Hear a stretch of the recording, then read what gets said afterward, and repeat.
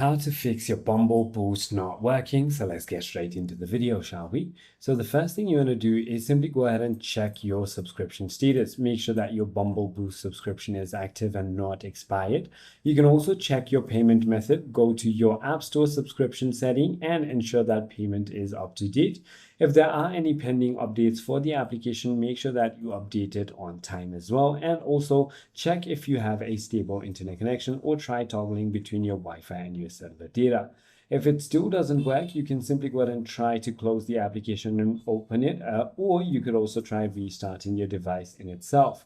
If none of it works, you want to simply go ahead and try to see if it is your location services turned off. If it is, then you want to simply go ahead and enable it. If none of it works, try uninstalling and reinstalling the application. I hope this video clarifies everything for you. If you have further more queries, feel free to comment down below and I'll see you on the next one.